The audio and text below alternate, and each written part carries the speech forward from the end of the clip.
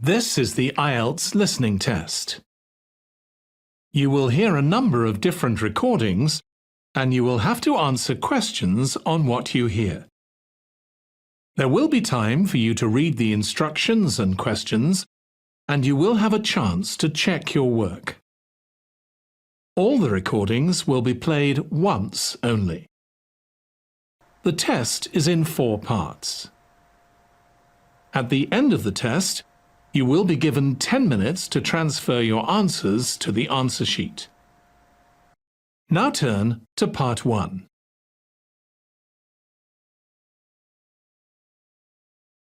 Part 1.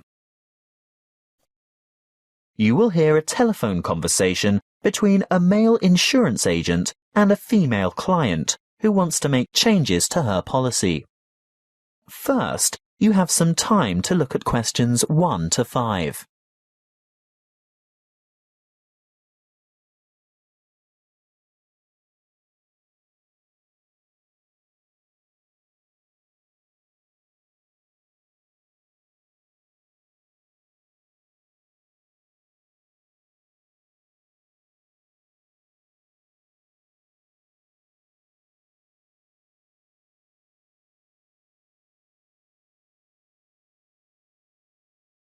Now we shall begin.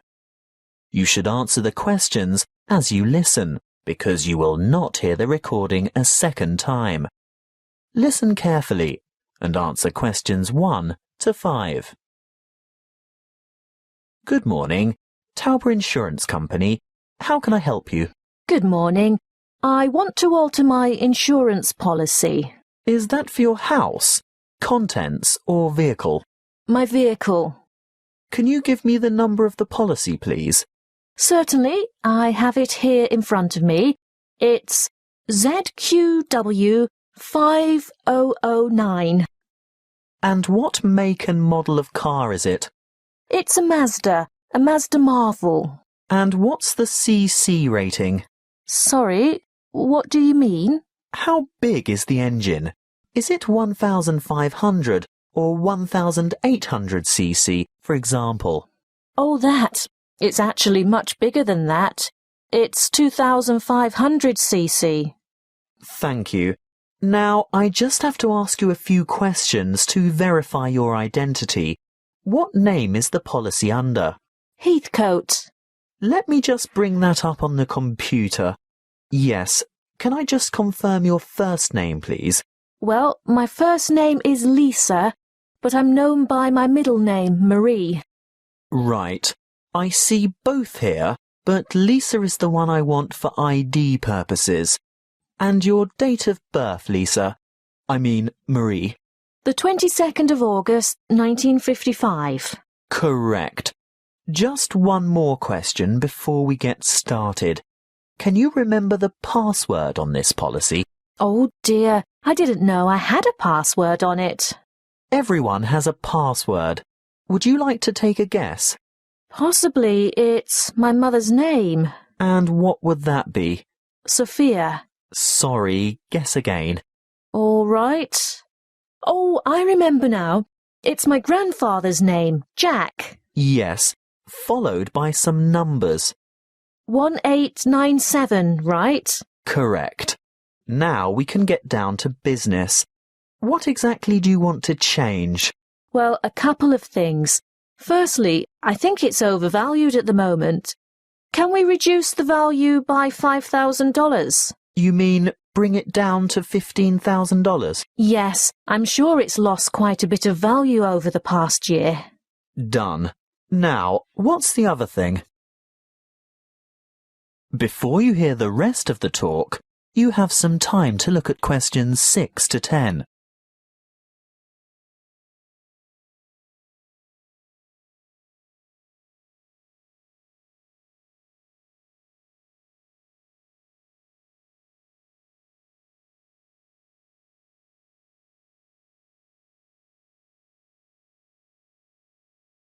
Now listen and answer questions 6 to 10. Well, I want to add the name of another driver to my insurance policy. Who is it? His name is Samuel Michaels. He doesn't have the same family name as you. No, he doesn't. Is that a problem? No, it shouldn't be, as long as he's over the age of 25. But we find it easier to get approval for family members. Oh, he is family. He's married to my daughter. He's my son-in-law. And he's 28, in fact. Good. And what would he be using the car for? Would it be business or social purposes? Not really. You see, I've injured my right arm and I'm having difficulty driving. It's not an automatic. I have to use the gear stick. And Sam, that is Samuel, offered to drive me to my appointments and so on. He's a good driver and I feel safe with him, but I'd like to know that the car is still insured with him behind the wheel. So that would be family reasons then? Yes, I think so. Will my premium go up? No, as long as you can provide us with a photocopy of his driver's license. A true copy. You know what I mean. You'll have to get someone from the Department of Transport to sign it, saying that he's seen the original document. I think we can manage that without any difficulty. Oh, and while he's at the department, he should ask them for a record of any driving offences, demerit points, that kind of thing. Only for the last 5 years, though. We're not interested in anything beyond that, but it's important that he has a clean record for the 5 previous years. Oh, I'm sure that won't be a problem. Is there anything else you need? Just the date for when you'd like this to take effect. Today, if that's possible. Yes, we can issue temporary cover from today's date, but full cover won't apply until we've received the paperwork and it's been approved. What exactly is temporary? He'll be covered for 2 full weeks, but it will lapse after that time if there's any problem with his credentials. That is the end of part 1. You now have 1 minute to check your answers to part 1.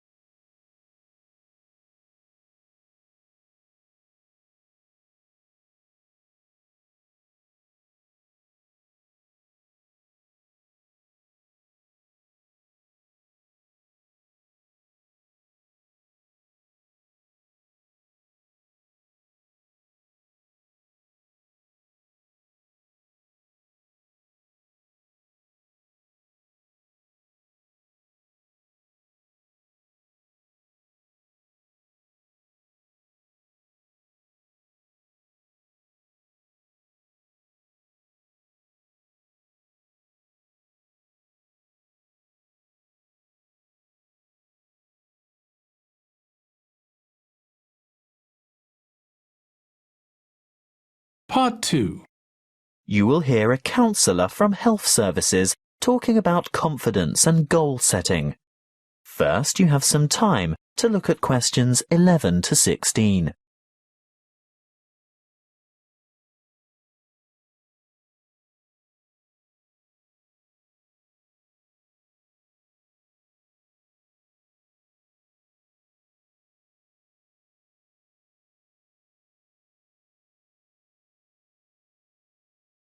Listen carefully and answer questions 11 to 16. Hello, I'm Jo from Health Services, and I'm pleased to be here talking to you today. You've come here today to learn more about gaining confidence and setting goals. How many of you are truly positive thinkers? Positive thinking is the key to confidence. It doesn't matter whether you are playing a sports match, facing an interview, or preparing for an exam. If you apply positive thinking, you will gain confidence. This is the secret. Positive thought patterns. Positivity leads to confidence, which, in turn, will optimize your performance. What is the one simple mental strategy that all confident people have in common? They concentrate on success. But don't they ever fail? Don't they make mistakes? What happens when things go wrong? The crucial difference is that they don't dwell on failure. Everybody makes mistakes. I mean, how else do we learn? Rather than giving up or becoming depressed, the best strategy is to register the mistake, note what went wrong, and determine what would have been a better way to act or what could have been done differently in order to achieve a more successful outcome. Then move on. Yes, erase the negative emotions. Allow those memories of defeat, frustration, or dissatisfaction to fade and move forward. Negativity erodes confidence. You need to put aside your disappointments and focus on successful outcomes. Oh, it's not that easy, I can hear you saying. Well, no, it's not easy to forget failure, but no one ever fails completely, so congratulate yourself on the areas where you did do well. Mentally replay the best bits, even if they're only a small part. Now, there are 2 more things you need to do. Firstly, rehearsal. Yes, you heard me. Rehearsal. Surely only actors in a play need to rehearse their parts? No, the truth is, we all need to rehearse. This is a surefire way to build confidence. Before the match, presentation, the exam, or whatever, imagine yourself performing successfully in that particular situation. And here's the second tip. Look confident. That will always give you an extra physiological advantage. So you can see that mind and body work together on this. You have to think and act positively. Let's talk a bit more about how to look confident. If you have to overcome a challenge, get rid of that anxious expression and rigid posture, those downcast eyes and nervous gestures. Even if you don't feel very self-assured, you can still give the appearance of confidence. Stand tall, hold your head up, make full eye contact, and keep an open expression. Replace the frown with a smile if you can manage it. And those hunched shoulders? Relax those shoulder muscles. If you need to, take a deep breath and stretch to release pent-up anxiety and tension. What if you have to make a difficult phone call, for example? Nobody can actually see you, so does it matter what you look like? Yes, it does. Practicing positive body language will help you cross the threshold into a confident mood.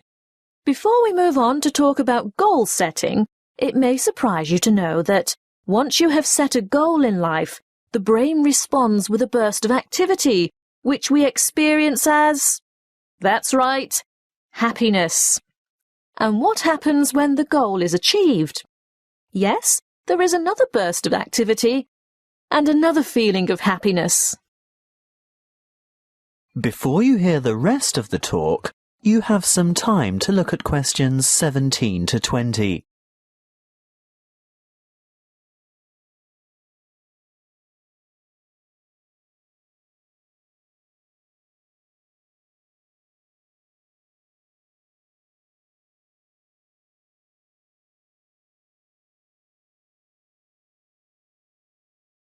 Now listen and answer questions 17 to 20. As you can see, the recipe for a happy life is to maintain a positive attitude and keep setting and achieving your goals. So, whatever your goal, whatever it is that you're aiming for, a new job, losing weight, giving up smoking, graduation, you need an appropriate, and by appropriate I mean achievable goal. That's the first step. The next thing to consider is motivation. How do you get going? Well, it's more likely to motivate you if you think of the rewards of success rather than focus on failure or what you might lose. So, you need to establish your incentives.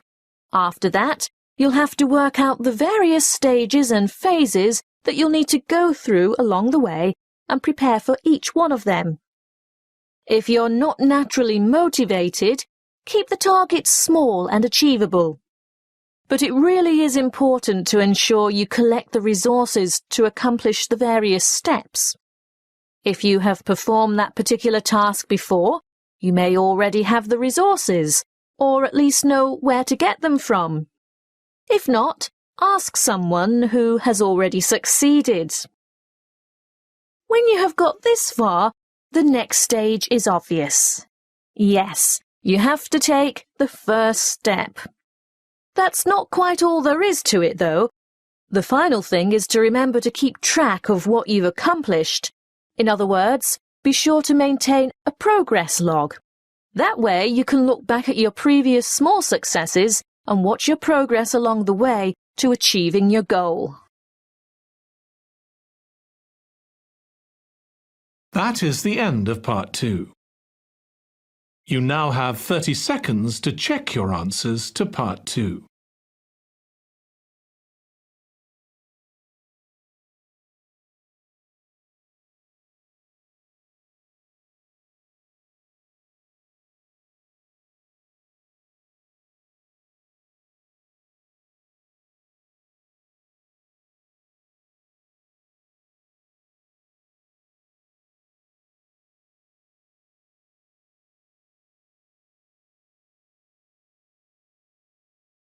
Part 3.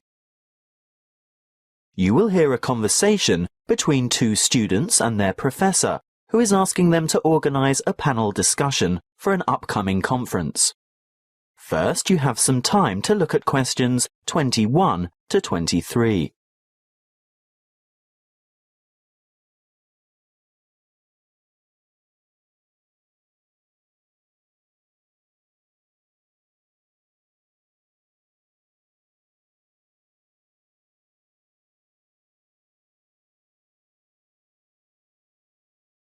Listen carefully and answer questions 21 to 23.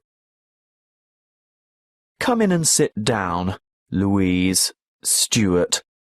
I suppose you're wondering why I've asked you both to come here today. Well, we've heard rumours. Forget the rumours. I'll get straight down to business. You know that I'm organising a conference on 17th century English literature? Yes, but...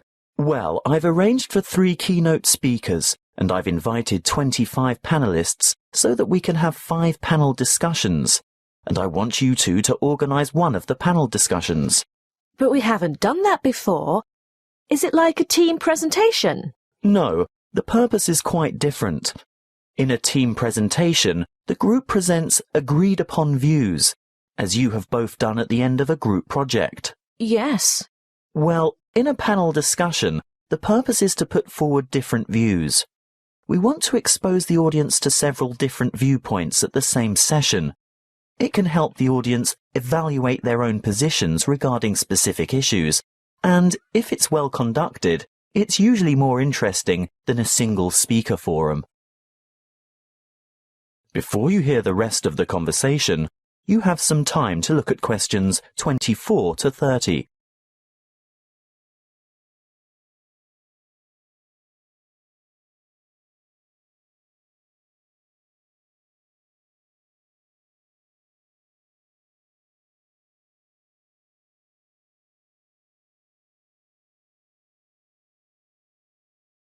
Now listen and answer questions 24 to 30. And what exactly do we have to do? Well, you'll take the role of leader or moderator and assistant. Is that like the role of chairman? Yes, that's it. Sounds daunting. Not at all.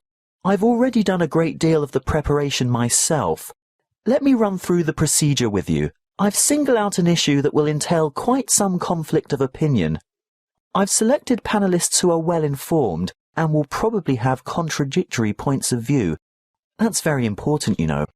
Actually, I feel a bit nervous. How many panellists will there be? Well, I've invited 5 panellists for each panel because that's probably the maximum number that an inexperienced moderator can handle. But don't worry. I always invite more than we need because you can be sure someone won't be able to make it, so you'll probably just end up with 4, which is a very manageable number. Oh, I see. And I've chosen a moderator. That's you, by the way. Ah, but Stuart will help, right? Yes, I'll get on to timekeeping and whatnot shortly. That's where an assistant is indispensable. But what procedure do we follow to conduct the panel discussion? Don't worry, I was just about to say, I've also settled on the format. What is it? There are various formats that can be followed, but I've always found this one to be very effective. Yes? Okay. Make some notes on these guidelines as I run through them and ask me questions about anything you don't understand. We're ready? Firstly, the moderator introduces the topic and the panelists. But we don't know who the panelists are. Don't worry, I've prepared a short biographical introduction for each one of them, and I'll give you that information tomorrow. Oh, good. Next, the panelists are given a set amount of time to present their views on the topic. I'd say about 2 minutes each should be sufficient. Now, this is where Stuart's timekeeping is going to be important.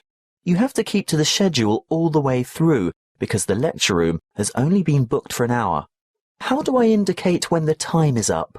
You stand off to one side of the panel, either with your back to the audience or hidden from the audience, but in full view of the panel and moderator. You have a digital clock or timer, and you hold up the appropriate number of fingers to give the number of minutes. When the time is up, you make a cutting gesture with your hand. Ah, but what if the panelists keep talking? Then that's your job to politely intervene and move on to the next segment, which is the discussion itself. Panelists discuss, ask questions, and react to the opinions of other panel members. This, of course, is their primary function and should occupy about 60% of the allotted time. Stuart will watch the time, right? Yes, because you'll be making brief notes. Why? Well, when the time's up, the moderator shuts down the debate and provides a summary of the discussion. Oh, and then it's over? Well, no. The secondary function of the panel is to answer questions from the audience, and that should take up the remaining 15 to 20 minutes. It's the leader's role to recognise appropriate questions and reject those not related to the subject. During the question period, you must maintain strict control, and this will most likely be the toughest part of the whole job. Oh dear.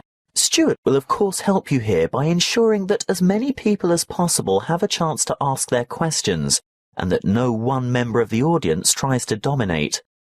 With about 5 minutes to go, he'll announce that there's time for only a couple more questions, then announce, last question. And then it's over? Not quite. You still have to acknowledge the involvement of the panelists and invite the audience to thank them with a round of applause. Should I clap too? Yes, you should both take part in the applause. That is the end of part 3. You now have 30 seconds to check your answers to part 3.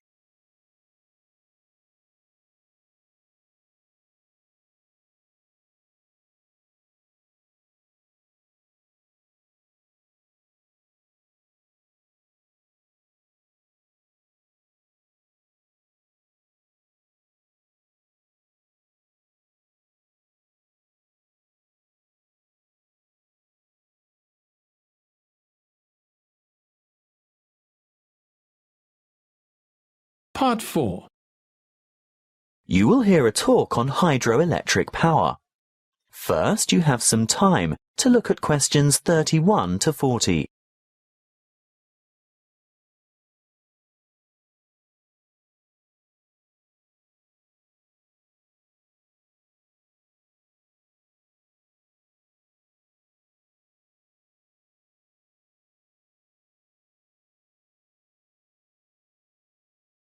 Listen carefully and answer questions 31 to 40.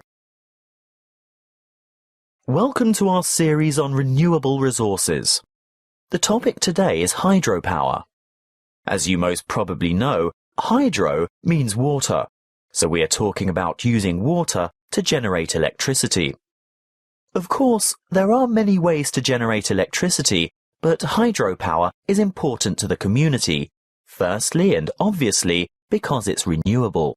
The Earth's hydrologic cycle of constant evaporation and transpiration provides a continual supply of water from rainfall and snowmelt. The second point to consider is its efficiency. Hydropower plants are able to convert approximately 90% of the energy from the falling water into electric energy, whereas many fossil-fueled plants lose more than half of the energy content of their fuel by way of waste heat and gases. For this reason, they are very efficient. Hydropower is also clean. It doesn't emit harmful gases that contribute to air pollution, acid rain, and global warming. No trucks, trains, or pipelines are needed to bring fuel to the site, and there's no noise pollution either. Furthermore, hydropower plant machinery is fairly simple and runs at slow speeds, which makes it reliable and durable. And hydropower units are flexible also. They have the ability to start quickly and adjust rapidly to changes in demand for electricity, thus enabling them to meet peak loads. But this also allows them to serve as reserve capacity and bring more stability to the power system overall. The dams that provide hydroelectric power also have other uses, such as navigation, flood damage reduction, water supply, recreation, irrigation, and low flow augmentation, but it's not the purpose of this talk to go into those details. How do the hydropower plants work? Well, a dam is built across a river, which captures water to form a reservoir and raises the water level to create head.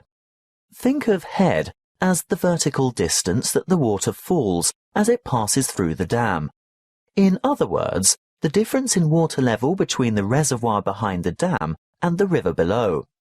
Water from the reservoir flows through an intake gate into a penstock. This is a kind of narrow channel which leads to the turbine below. The force of the water causes the turbine to rotate rapidly, which in turn drives the generator to spin and produce electricity. The electricity is carried the long distances from the powerhouse to substations on the outskirts of cities via power lines. Can you build a hydropower unit on any river? Well, no. Just having water in a river isn't enough. A good dam site must have enough stream flow as well as enough head. A fast-flowing river on the plains is probably not suitable because a dam couldn't be built high enough to provide the head needed for efficient production of electricity. On the other hand, dams in arid high country may have plenty of head but insufficient stream flow. The perfect spot for a hydropower plant is where the right combination of stream flow and head exists. What about the environment? Surely the construction of large dams has an environmental impact. Well, yes it does.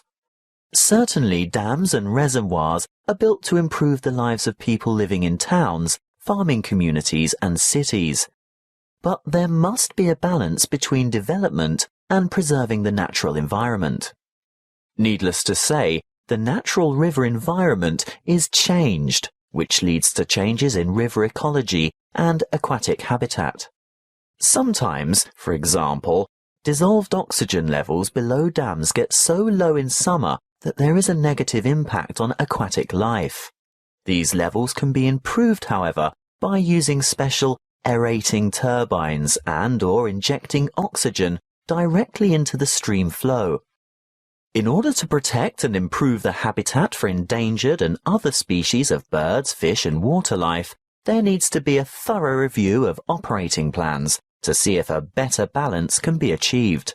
Hydropower plant design and operation must not only meet the needs of consumers for electricity, but work hand in hand with agencies whose concern is for the fish and wildlife, water quality and water supply. That is the end of Part 4. You now have 1 minute to check your answers to Part 4. That is the end of the listening test. In the Ielts test, you would now have 10 minutes to transfer your answers to the answer sheet.